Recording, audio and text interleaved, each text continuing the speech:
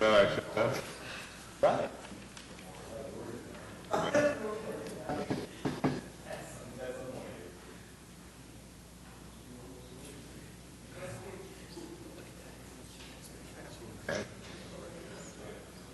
That's okay.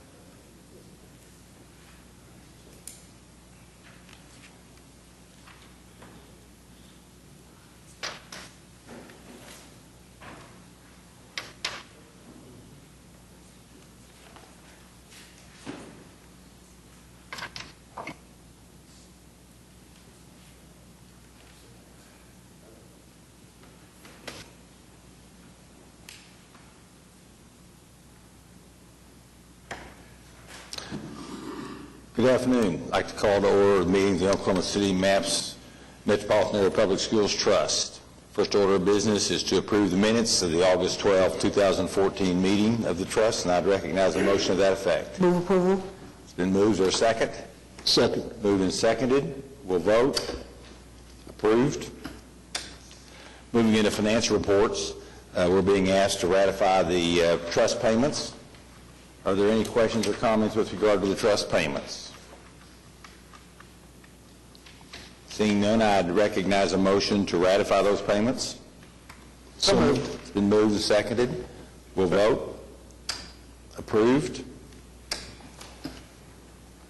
We have a presentation on an additional OC Maps technology project proposal. Mr. Chairman, I'd just like to point out, give you a little background on this. We have enjoyed a significant amount of savings on the technology portion of these projects for the Maps for Kids.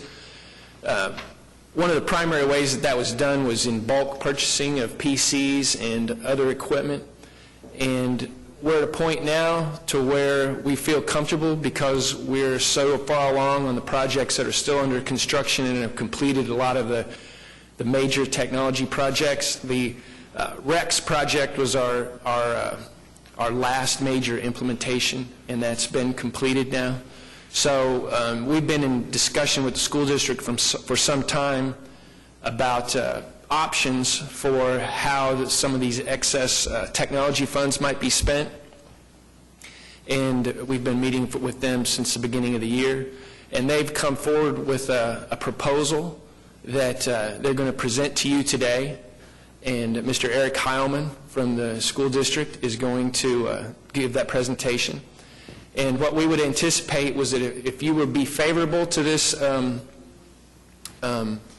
project that he's going to propose, that then we could come back with an amendment to the program implementation plan that would integrate this and then authorize the expenditure of those funds. With having said that, then I will turn it over to Mr. Heilman for the presentation. Thank you.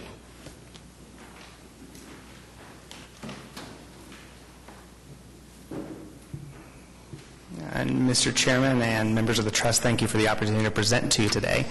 I have a PowerPoint presentation that should be up on your screen momentarily.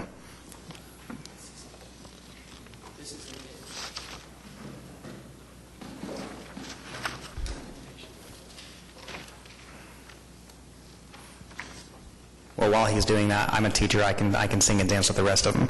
I'm going to provide you a bit about myself. I'm the IT director, executive director for Oklahoma City Public Schools, where I have served in that capacity for the last 2 years. Previous to that, I was the instructional technology director for the Oklahoma State Department of Education. So I come to you with the context of providing instructional modernization with this proposal for these leftover technology dollars. A little context about our purpose. Former interim superintendent, Mr. Dave Lopez, had come to me and said, Eric, if you had a magic wand, what would you do to change what you do and provide as far as IT services for the district? And so if you think of Harry Potter, and you think of your expecto patronum charm that he puts out, what would I do? And so I came back to him. I said, we are light years from where we want to be in providing services to our students and our teachers. I had about 15 items. And he pulled back on the rein and said, well, boy, I have about $2 million. Why don't you give me that list of about 4 or 5 and see what you can come up with? So we prioritize, and that's the context for what we want to provide. We, as IT services, do not tell teachers how to engage their kids. And they are teachers, that is their job. Rather, we want to provide scaffolding and support for teachers and stakeholders, and we want to focus on outcomes that truly matter.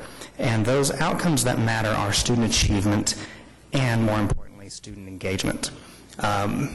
Now, my slide behind you looks really dark, but hopefully yours is great, and you can see the green line in 2020 that we want to improve student achievement. There is a disconnect that you need to be aware of in Oklahoma City.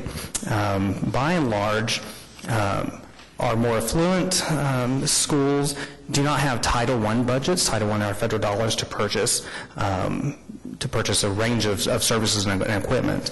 And most of our schools are, of course, Title I schools, and they purchase equipment through line items through Title I dollars. We don't have, at the district level, specific line items for technology. That's left to the local school district or to the local sites. And so there's that disconnect between the more affluent school sites and our other sites that have those Title I dollars. There's also a technology literacy disconnect. You think that kids are technology savvy, and in fact they are. And it's because they have a model of learning that is experimental.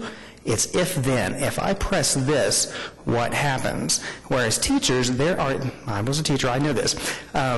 Teachers that have more of a procedural model of learning. They want a step by step by step. So it seems that they are not tech savvy. That's not the case at all. They just need that kind of model. Whereas, again, students are if-then approaches, experimental learners. So with technology literacy, there's defined by Title II, Part D of the No Child Left Behind Act, and it states that kids by the 8th grade should be technology literate. So there is that disconnect in Oklahoma City. There's also a disconnect between professional development, technology, and curriculum itself, and that's what we want to address. Let me just show you what the research says. That 78% of teens now have a cell phone. This is per the Pew Internet and American Life Project of March of 2013. I asked a Roosevelt principal back in October of last year, how many of his kids have cell phones that are Wi-Fi capable, means can connect to a Wi-Fi signal, not necessarily with a data plan, but can connect to that Wi-Fi signal. He said about half of his students do at Roosevelt. I did a poll recently. I apologize. I did a poll recently of our high schools, and I said, in your opinion, in your best estimation, what percentage of your students have cell phones that can connect to a Wi-Fi signal? U.S. Grant, 90%. John Marshall, 70%. Capitol Hill, 80%. Star Spencer, 80%. Southeast, 90%. Classen School of Advanced Studies, 95%. Northwest Classen, 95%. Emerson, 95%. And Douglas at 60%. The Horizon Report is a yearly collection of technology trends that can affect Common Ed, K-12, and higher education. They classify their scaffolding in two terms, what's called near term, which is in the next 12 months, and they have midterm, which is the next 2 or 3 years, and then long term is 4 years plus. And the Horizon Report, which we all look to as guidance, has bring your own device technologies or bring your own device models as a near term projection. And this is a quote from one of our principals, that they would survey teachers, they would text students to come out of class using for bring your own technology, bring your own device instruction. So, what is our solution? Simply to provide an environment that will open up educational opportunities for students and teachers, opening up and creating a digital ecosystem that all kids can participate. And so what is our plan?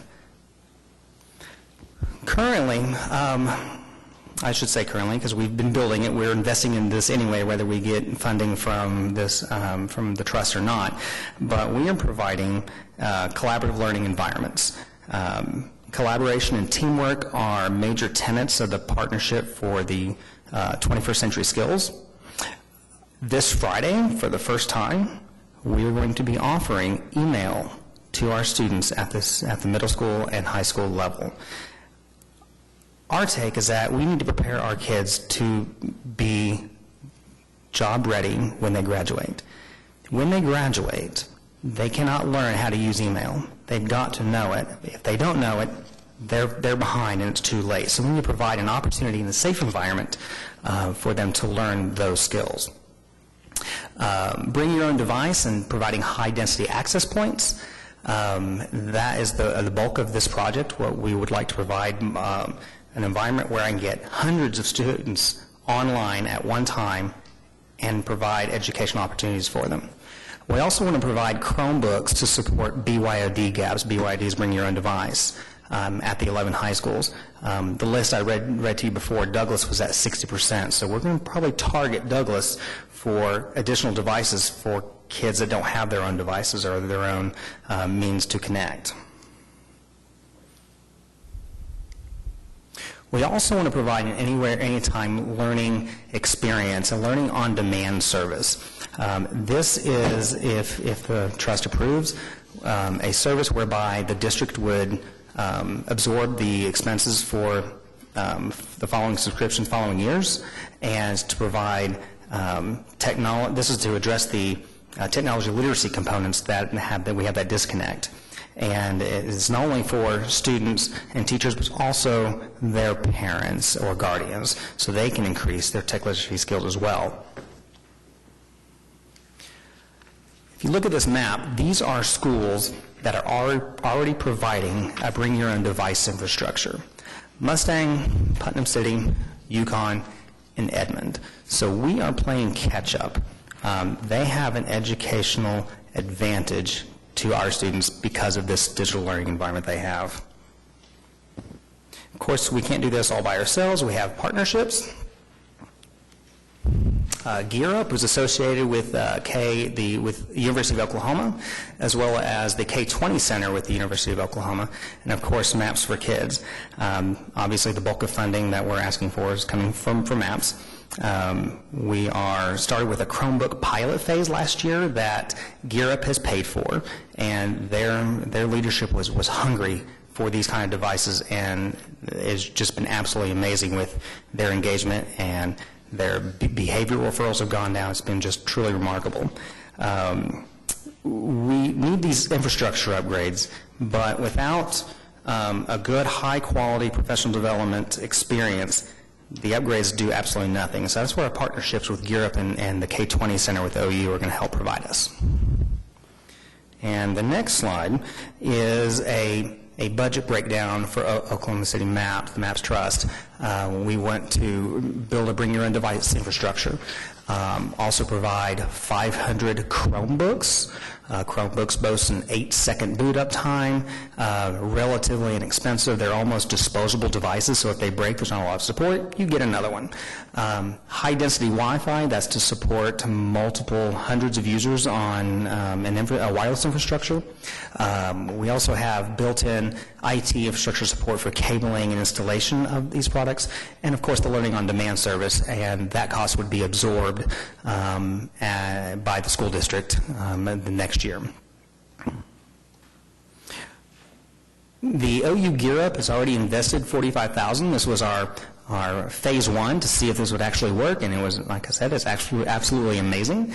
That purchased 108 Chromebooks with 4 carts, as well as professional development to support that.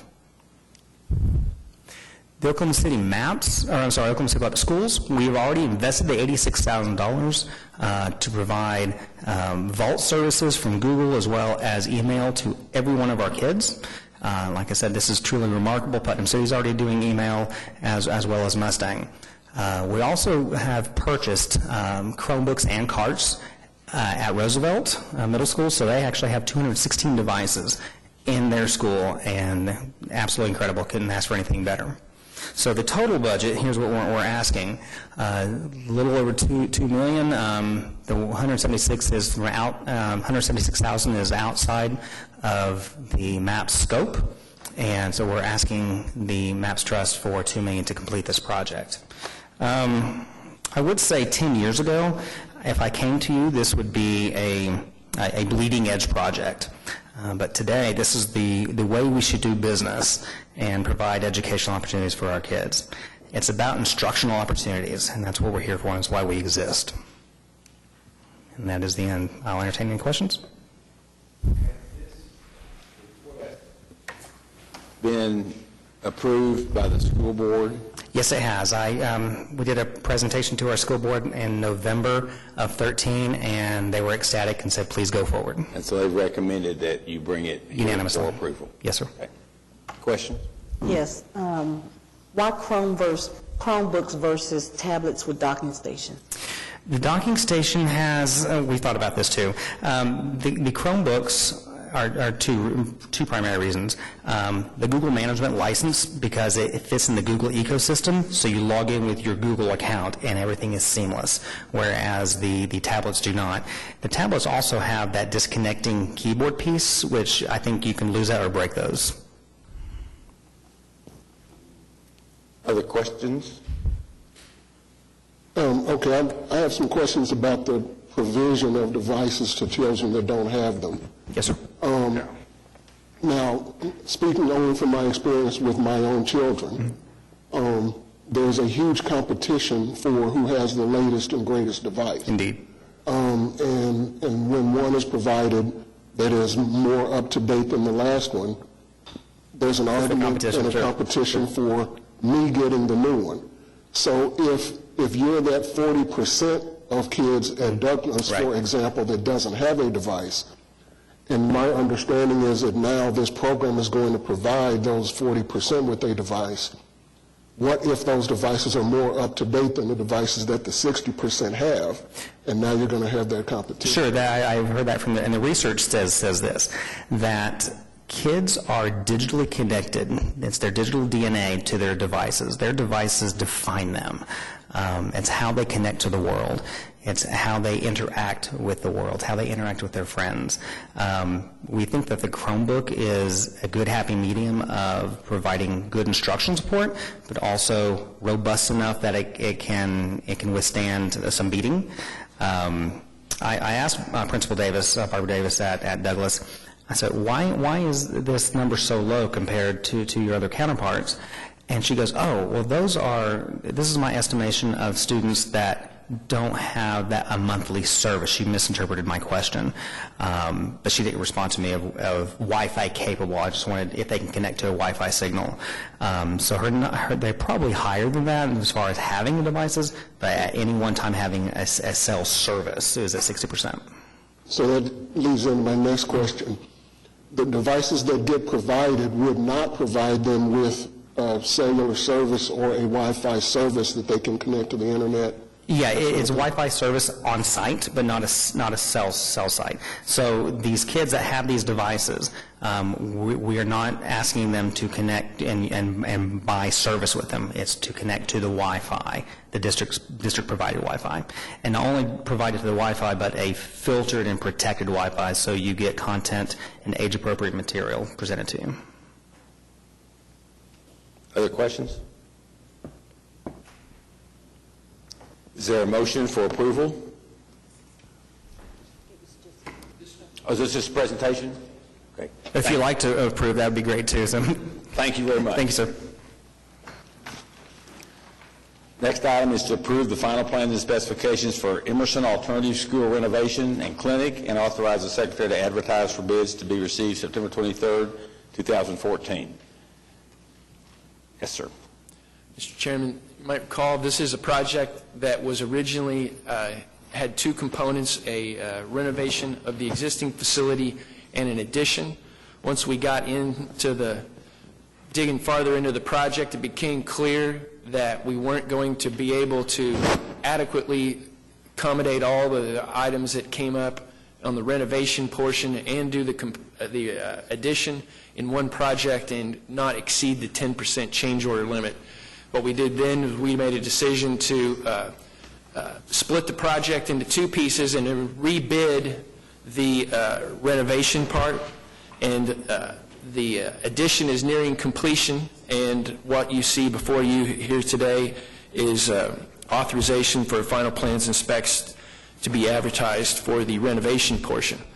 One other thing I'd like to point out, there is a clinic that's involved in this project that is going to be funded by the school district through TIF funds. That project has been approved by the Oklahoma City Economic Development Trust, and they are currently working with the school district on finalizing the paperwork to the final agreement on that. But it's been approved, and they're working on that portion of it. Any questions? I'd recognize a motion to approve the final plan and specs for Emerson Alternative School renovation. So moved, Mr. Been Chairman. moved. Is there a second? Second. Moved and seconded. We'll vote. Approved. Next, final acceptance. 6A, accept the Northeast Academy for Health Sciences and Engineering project and place the maintenance bond into effect. Project EB15, project ES80. Any comments? Final inspections were held on June 10th. We had representatives from our office and the contractor and the school district that participated in that, and we'd recommend approval. Any questions? Is there a motion for approval? Move approval. It's been moved. Is there a second? Second. Moved and seconded. We'll vote. Approved. Next, we're being asked to accept the Northwest Claxton High School project, ES78. Any comments? In May of this year, you approved the bulk of the project, and we did a partial acceptance of the project. What we had outstanding and the final claim on this is about $35,000. We had some ADA door actuator items, some additional card access to the building to accommodate some of the needs of the school district, and then we had two additional HVAC units. And that's all been completed. Any other questions? No, I recognize a motion to approve. Move to approve. Is there a second? Second. Moved and seconded. We'll vote. Approved. Mr. Clowers? Yes, Mr. Chairman, members of the trust. We've made some progress since our last meeting 2 weeks ago. 2 schools have been completed and will be recommended for final acceptance. Those are Claxton SAS Phase 2 and Rogers Middle School. Those will be on your next trust meeting on September the 9th. So we have 6 schools that are in construction. One of those, Roosevelt, is substantially complete and should be recommended for final acceptance in October. Webster and Taft Middle Schools and Columbus at Jackson Elementary are nearing completion, and then construction is ongoing for John Rex and Emerson Alternative. And the final plans that you've just approved for Emerson Alternative, the health clinic and the renovation today, and we'll receive bids on those September 23rd. As for the I-89 bond projects, 8 gyms are complete and have been final accepted. The City Council concurred on the final acceptance of West Nichols Hills gym today. Construction's ongoing for classrooms and gyms at Parmalee, Adams, Bodine, Horseman, Kaiser, Mark Twain, Putnam Heights, Southern Hills, Stanwady, Buchanan, Gatewood, Johnston, and Oak Ridge. And construction continues on both Taft and Spiegel stadiums. The Nichols Hills Gym and Safe Room bid opening is scheduled for next week, September 3rd, and plans and specs are being finalized for new gyms and safe rooms at Aaronville, Fillmore, Prairie Queen, Rockwood, Eugene Field, and Edwards Elementary Schools. And design for gyms and safe rooms is about 35% complete for Lee, Britton, Arthur, Parks, and Willowbrook Elementary. Our next meeting is scheduled for Tuesday, September 9th at 3. Any questions for Mr. Clowers? In your packet was a program consultant update from ADG. We do have comments requested from a citizen, Mr. Brian Corpening. Yes, sir. Thank you.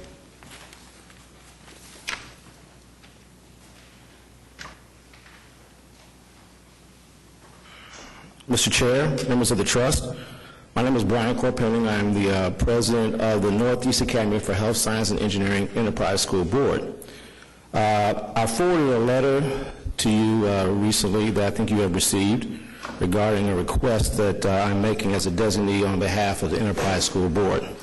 Let me give you a little background first. First of all, I'd like to thank the Trust and MAPS for helping move Northeast forward. The renovations have been beneficial to the school.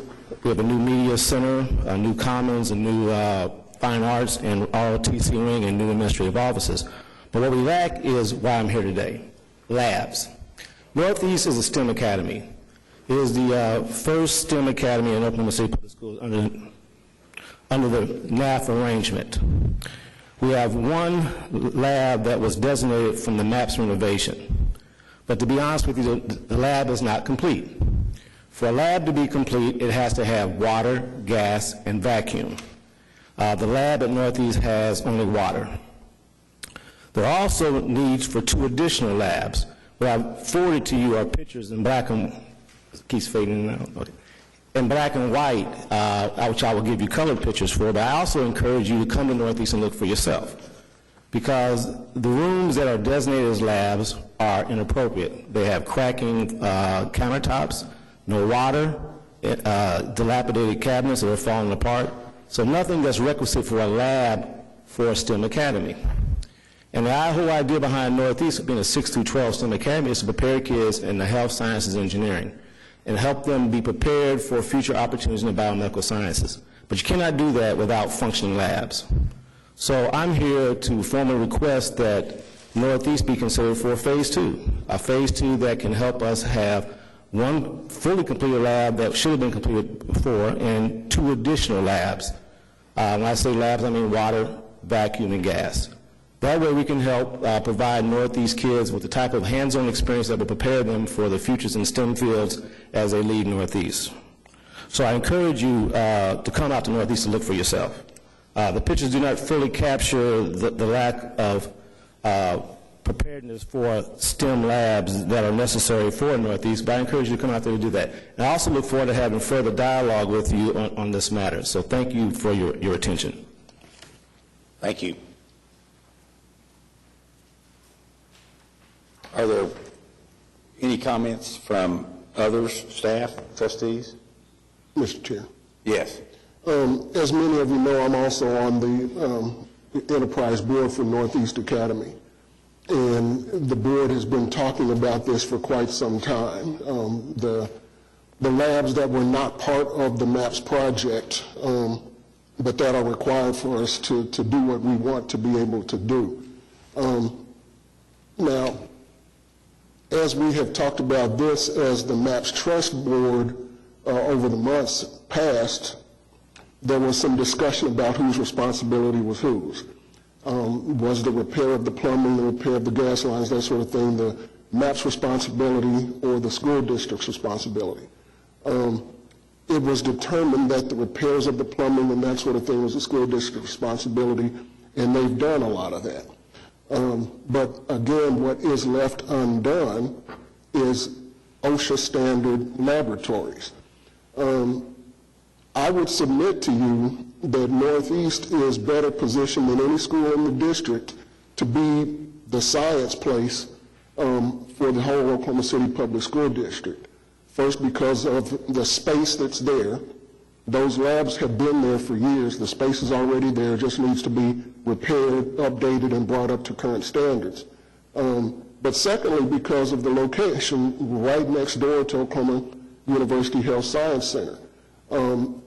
We've talked about this before as well, but we have a cadre of students at OU Health Sciences Center that can easily come on their break time or between classes to perform experiments with those kids at Northeast.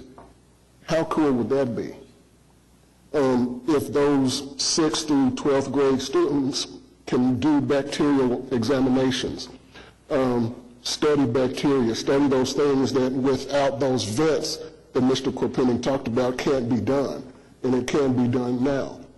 But in order to prepare a student to go into the OU Health Sciences Center, they have to have had that background in high school. That cannot be provided right now. So again, this is something that I believe MAPS was intended to do, to prepare those students that are of an interest and have the qualifications to prepare themselves for those STEM fields that we know we need our students to be going into. The money's there, and we're just requesting, again, that sort of a PIP change that will enable this to be done.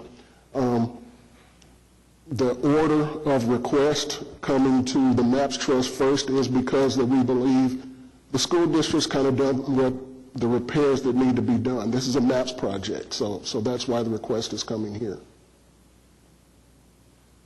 It seems to me that regardless of that comment that you had there, Anthony, that the school board should make a recommendation to us to do this. I'm very sympathetic to the opportunity to do it, but it seems to me that that's what needs to happen.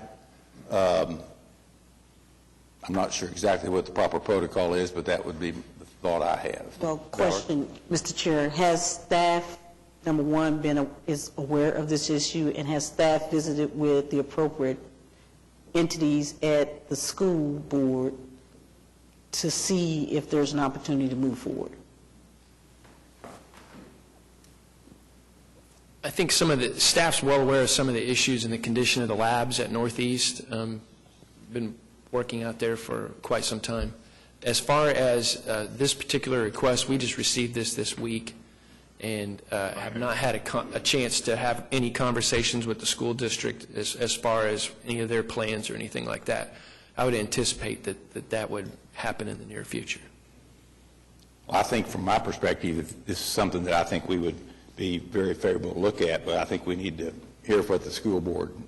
I think we need to do a lot more than that. I need to know how much money we've got. I mean, all these pots of money we're talking about. At some point in the near future, we need to have some type of, where are we? My perspective, because there's a lot of money we're talking about. I'm not totally as sold on that other deal as everybody else is, seems to be, but I can probably brought around. But there's a lot of money, and I just need to know where we are. I will make one comment in regards to that. Over a year ago, we had our first contact with the school district about some surplus MAPS funds and possible use of those funds.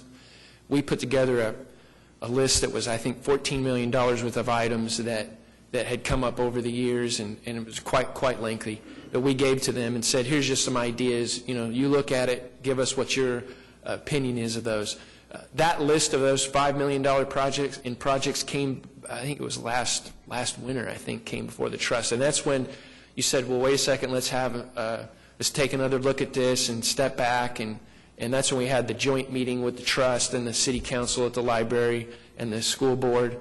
And since then, there's been, that first list was put together by the Springer administration, and then Dave Lopez was familiar with the list, and he looked at it, and we talked to him some, but as an interim superintendent, he didn't really feel comfortable with pushing that forward.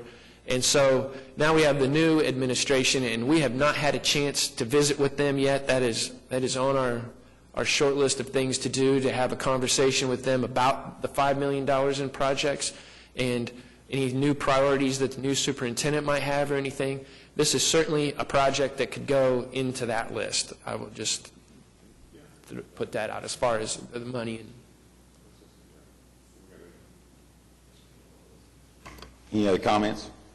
Well, my only comments are at a higher level. It would appear as we get closer and closer to projects being finished and there is whatever surplus of funds available, that these individual requests will come to us, and we've got to have a very good plan to prioritize and select those instead of trying to do anything one-off at a time. Get a comprehensive list. I would feel more comfortable when all projects were actually finished and then going to that list would be my preference. But I think you're on the right track with a revisit with the new administration and then review us in whole. Other comments? Seeing none, we're adjourned.